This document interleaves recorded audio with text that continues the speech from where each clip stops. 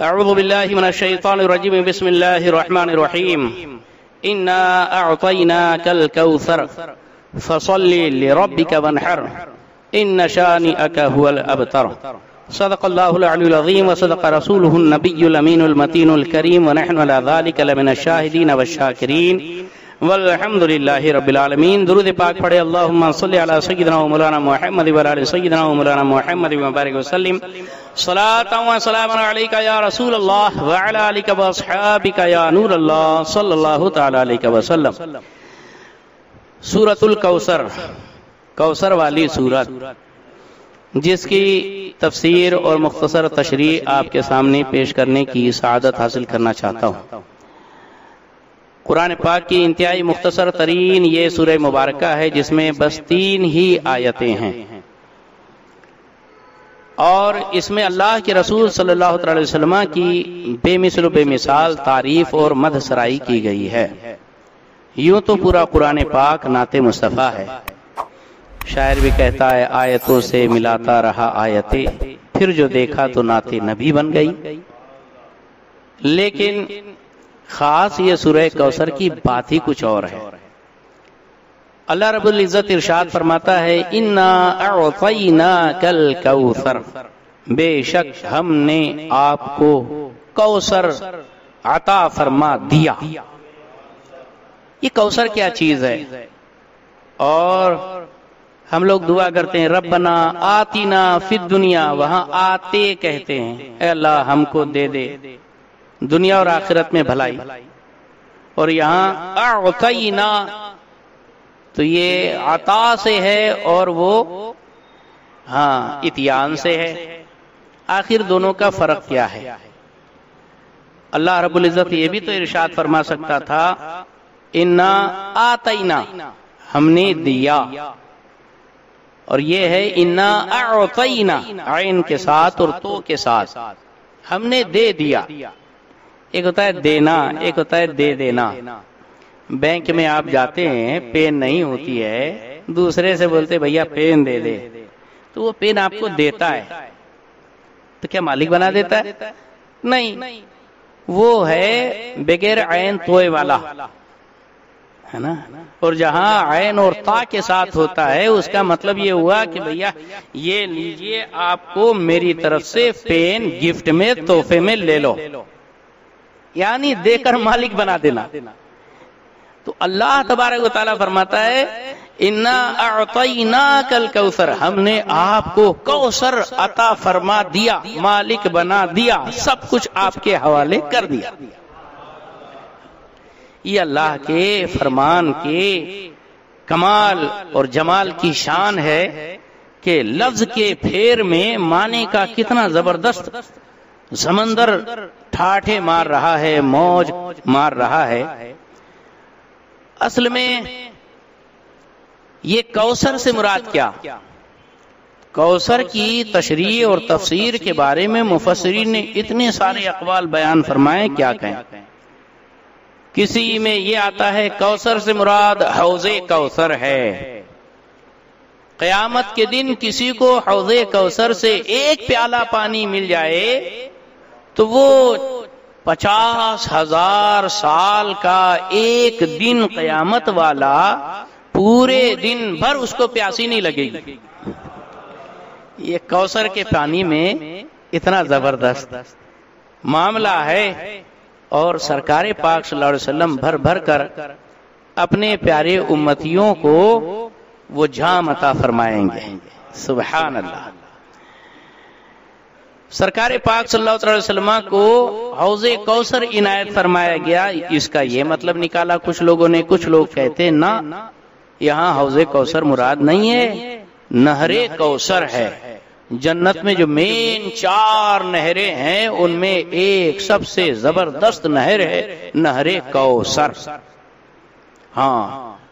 اللہ نے اپنے محبوب کو وہ کوثر کی نہر عطا فرما دی.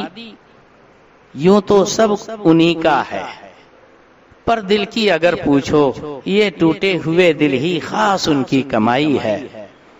میں تو مالک ہی کہوں گا کہ ہو مالک کے حبیب، یعنی محبوب و محب میں نہیں میرا تیرا، اور پیر و مرشد فرماتے ہیں آپ کی خاطر بنائے دو جہاں، اپنی خاطر جو بنایا آپ ہے، مصطفیٰ ذات یکتا آپ ہے، یک نے جس کو یک بنایا آپ ہے۔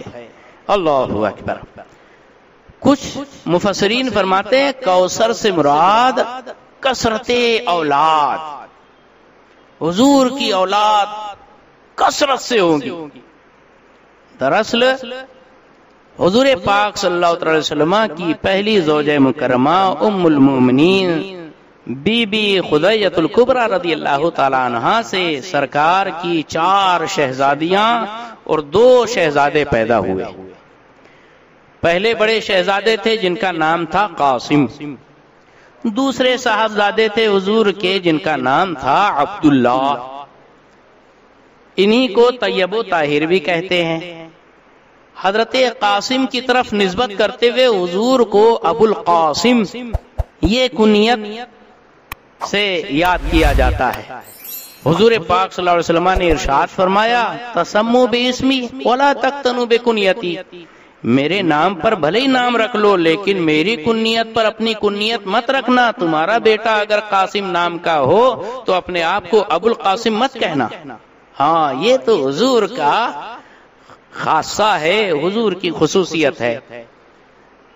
تو اور ایک صاحبزادے حضور پاک صلی اللہ علیہ وسلم کے مزید ہوئے تھے، تو جن کے انتقال وصال کے بعد میں عاص ابن وائل جو حضور کا سخت جانی دشمن تھا، وہ لوگوں کے درمیان بولتے پھرتا تھا کہ بتیرا محمد اللیلہ، کہ محمد صلی اللہ علیہ وسلم آج کی رات لا ولد ہو گئے، ہاں ان کی نرینہ اولاد ختم ہو گئی، اب ان کا کوئی وارثدار نہیں ہے، اب ان کا سلسلہ نسب آگے نہیں چل پائے گا، اور ان کی نسل یہی کٹ گئی، یہی ختم ہو گئی۔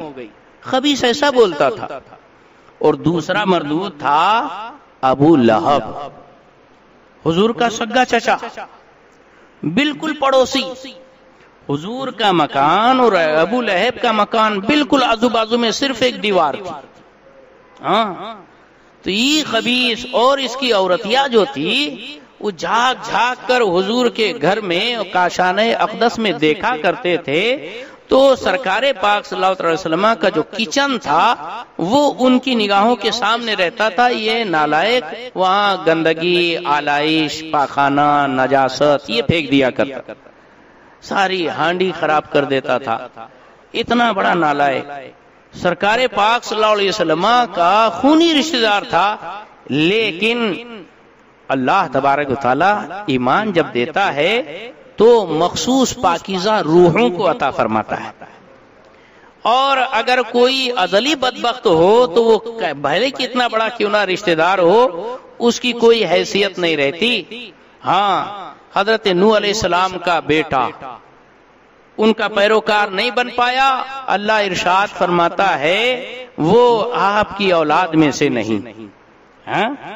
اور جنہوں نے حضور کا کلمہ پڑھا، اللہ کے پیارے محبوب فرماتے ہیں انا لکم کل ابی، میں لوگوں تمہارے لیے باپ سمان ہوں۔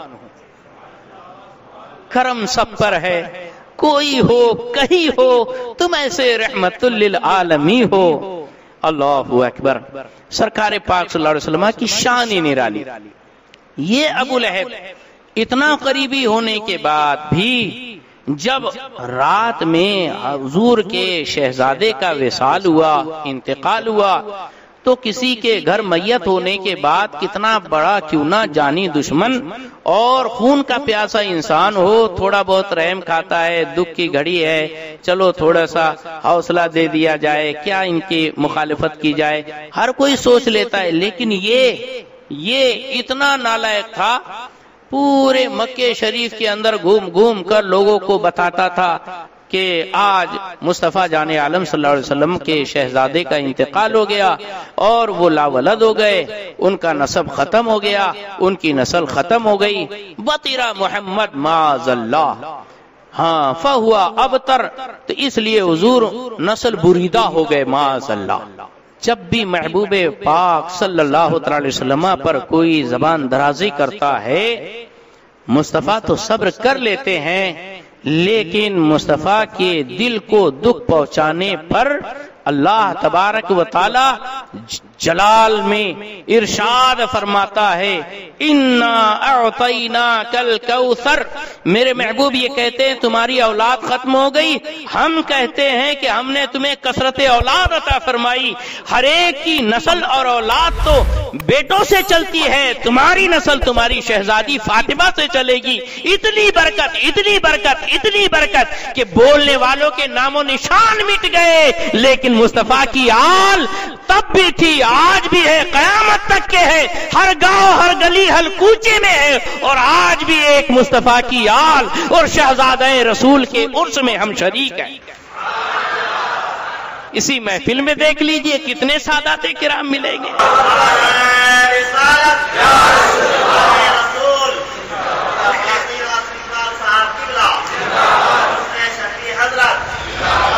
تو یہ ہے کوثر یعنی کثرت اولاد۔ اللہ اکبر اللہ اکبر۔ ارے پوری پلاننگ کے ساتھ میں خبیثوں نے مصطفیٰ کی نسل کو ختم کرنے کی کوشش کی، یزید نے پورے پاور کو لگا دیا اور پورے لاؤ لشکر کو لگا دیا، لیکن ایک حسنی سید حضرت حسن مصنع یہ میدان کربلا سے واپس آئے، اور دوسرے حضرت امام زین العابدین حسینی سید کربلا سے زندہ واپس آئے۔ ایک ایک شیروں سے ایسے اللہ تبارک و تعالیٰ نے نسلوں کو پھیلایا ہے کہ حسینی سادات کا باغ باغیچہ لے رہا ہے، اور حسنی سادات بھی مسکراتے ہوئے نظر آ رہے ہیں۔ کیا بات رضا اس چمنستان کرم کی، زہرا ہے کلی جس میں حسین اور حسن پھول، زہرا ہے کلی جس میں حسین اور حسن پھول۔